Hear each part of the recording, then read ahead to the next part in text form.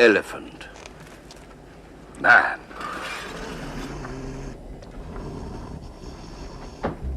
When people talk about the concept of ugliness, most people tend to think of the most commonly used definition, unattractiveness. The Oxford Dictionary defines ugliness as the quality of being unpleasant or repulsive in appearance, and this definition dates back all the way to the 14th century. While ugliness is mainly used to define unattractiveness, it is also a trait and can be applied to situations. In the Oxford Dictionary, ugliness has a second definition, unpleasantness of an immoral or violent nature. This definition can be applied to phrases like the ugly truth, as well as news headlines, such as ugly scenes from Raiders' final crushing loss in Oakland, where fans trashed the stadium and booed their own players off the field. To define ugliness, we need to find a link between these two definitions. So let's start with the first one, repulsive in appearance. In this context, the term ugly is used to describe someone as unattractive, but in a purposely insulting manner. In the mid-70s, the rivalry between Muhammad Ali and Joe Frazier was boiling over, and both athletes wanted to intimidate each other before the fight. Ali famously called Frazier so ugly that when he cries, the tears turn around and go down the back of his head. This example clearly shows ugliness being used as an insult. Ali and Frazier didn't really like each other that much, as you could tell, and both athletes wanted to intimidate one another by using these insults. Hi, I am very ugly, but you should enjoy the movie anyway. In one of SpongeBob's more famous episodes, the show focuses on the negative connotation of ugliness. In the episode entitled Something Smells, SpongeBob eats some sea onion ice cream, which causes his breath to stink. He becomes upset when people try to avoid him, and Patrick tells SpongeBob, "Well, maybe it's just because you're ugly." Ugly? This upsets SpongeBob due to its harsh negative connotation. Throughout the episode, SpongeBob works on coming to terms with his ugliness, even though it's just his bad breath. And I'm proud. Good! Say it louder. I'm ugly and I'm proud. Louder! I'm ugly and I'm proud. Louder! I'm ugly and I'm proud. I am ugly and I'm proud. I'm ugly and I'm proud. Is that what he calls it? What's interesting to note is that nobody called SpongeBob unattractive or made any comments about his appearance. Patrick said that SpongeBob was ugly solely based on the fact that he repulsed people.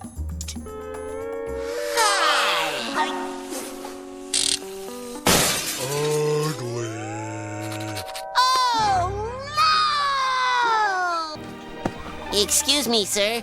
I hope my horrible ugliness won't be a distraction to you. Not at all, boy! Don't worry about him, SpongeBob. At the end of the episode, both Patrick and SpongeBob realize that their breath just stinks and it has nothing to do with their looks. And they run around screaming, "We stink." Oh! Oh! I caught the ugly! Patrick, is everything okay in here? What are you doing in there, Patrick? Wouldn't you like to know? And why is that bag on your head? Why? Oh, no reason. Except you gave me the ugly! Now look at me! I'm almost as ugly as you! I always thought, if I was as ugly as that guy, I don't know what I would do. Patrick? What's my mom gonna say? Patrick? Oh my gosh, if my sister finds out. Oh wait, I don't have a sister. In the bank. Oh, I mean, it's one thing if you have bad shoes or even bad hair, but... Patrick! You're not ugly. Your breath stinks. Really bad.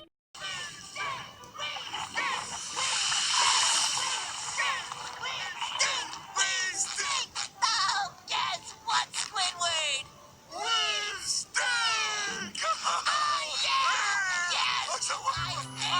But unless Patrick did find SpongeBob unattractive at the beginning of the episode and then change his mind, his entire definition of ugliness was based on repulsiveness and not actually whether or not SpongeBob was attractive. This example goes to show how the primary connotation for ugliness does not directly link up to attractiveness.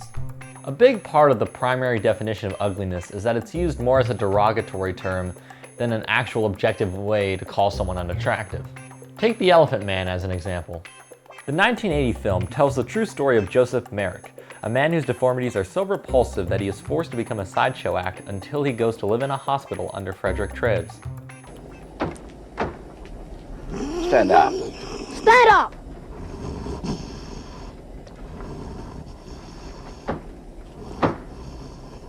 Turn round. Turn around! Turn around!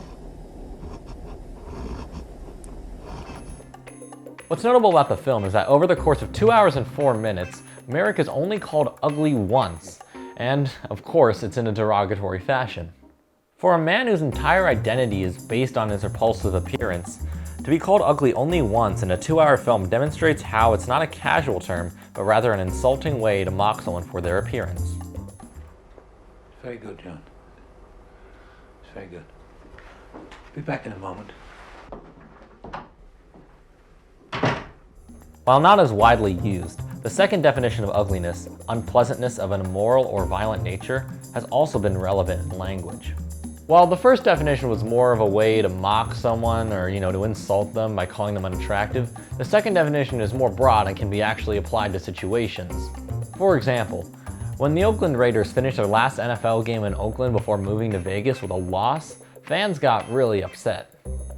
They threw things out onto the field, trashed the stadium, and refused to leave, all while booing their own team off the field one final time. The Mercury News could only use one word to properly describe that scene: ugly. In this sense, ugliness is being used to describe just how bad the situation got. The fans that were so supportive and begged for their team to stay in Oakland turned into a violent and angry mob.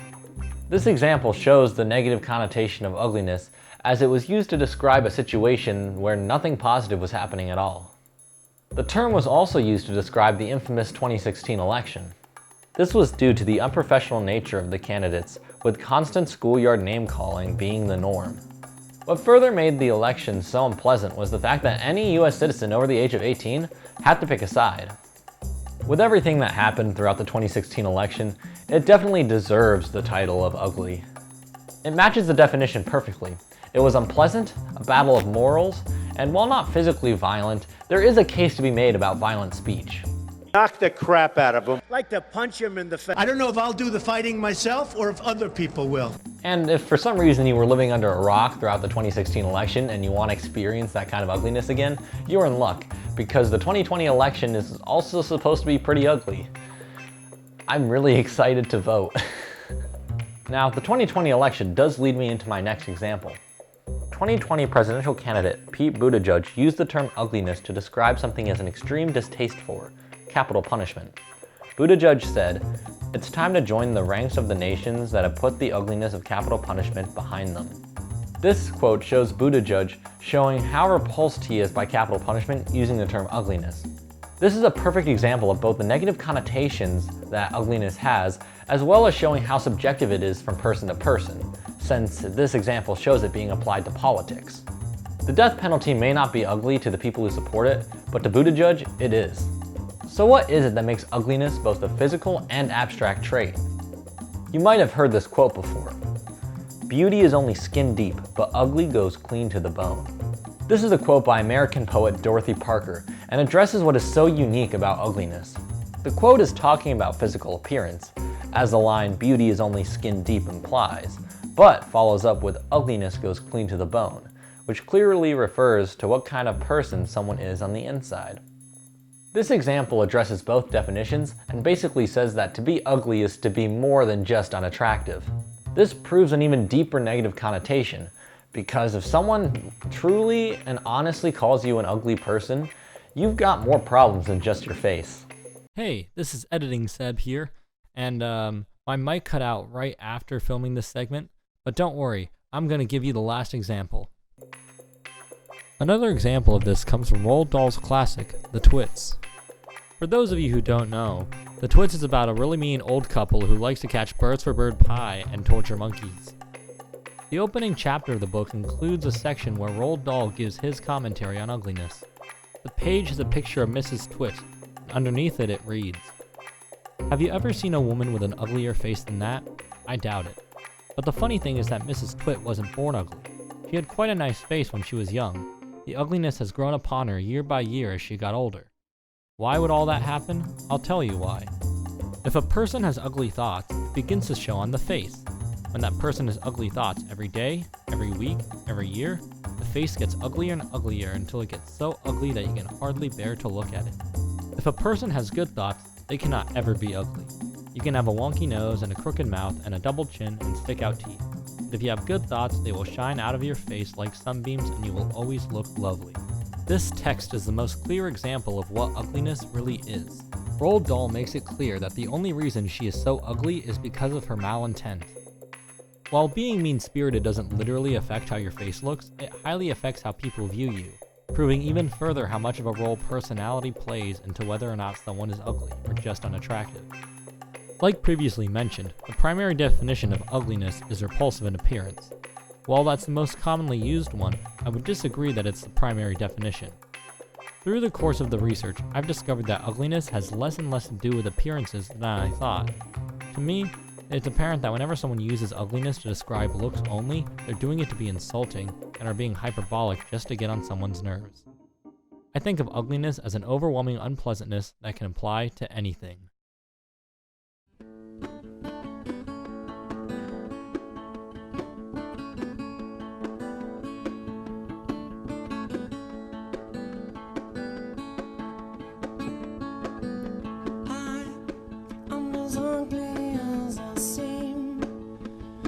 Than all your dreams could ever make me out to be, and it makes me want to scream when it's Halloween and the kids are all laughing at me. The rogue is a bank he's never broke, but worth as much as a joke that no one is laughing